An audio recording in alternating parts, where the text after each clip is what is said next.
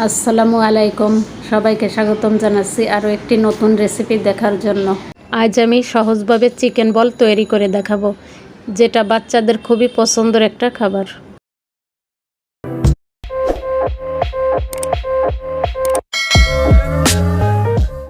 একটা মিক্সিং বলে 300 গ্রাম পরিমাণ চিকেন নিয়েছি। এবার এর মধ্যে দিয়ে দেব 1 টেবিল চামচ সয়া সস, গোলমরিচের গুঁড়া দেব 1 চা চামচ, দেব 1 চা চামচ আদা বাটা এবং 1 চা চামচ দেব রসুন বাটা, লবণ দিয়ে দেব হাফ চা চামচ দেব লাল মরিচের গুঁড়া, দিয়ে দেব 2টা কাঁচামরিচ কুচি। এরপর দিয়ে দেব একটা ডিম, লেবুর রস ব্যবহার করব 1 ফালি। এখন সব কিছু একটা মিক্সারে নিয়ে পেস্ট করে নেব। সব কিছু আমি পেস্ট করে নিয়েছি। এবার দিয়ে দেব 1 টেবিল চামচ পরিমাণ টমেটো সস, 1 টেবিল চামচ দেব রান্নার তেল।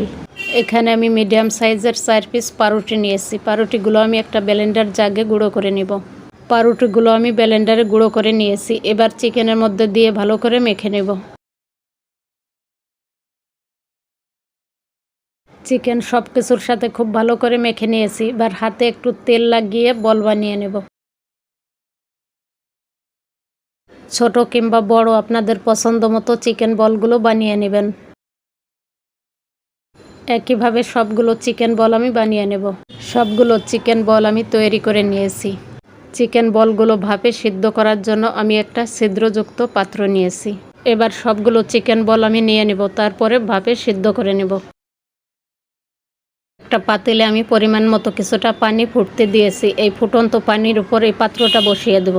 এবার 10 থেকে 12 মিনিট সময় নিয়ে চিকেন বলগুলো আমি ভাপে সিদ্ধ করে নেব। ফিরে এলাম 10 মিনিট পর। এবার চিকেন বলগুলো কিছুটা ঠান্ডা করে নিয়ে এরপর ভেজে নিতে হবে। এদিকে চুলায় পরিমাণ মতো কিছুটা তেল দিয়েছি। তেল মিডিয়াম আঁচে গরম করে নিয়েছি। এবার চিকেন বলগুলো দিয়ে দেব। বলগুলোকে নেড়ে চেড়ে ভেজে নিতে হবে। যেহেতু চিকেন বলগুলো আগেই সিদ্ধ করা, যার জন্য ভেজে নিতে বেশি সময় লাগবে না। চিকেন বলগুলো পছন্দ মতো কালার হলে আমি তুলে নিচ্ছি।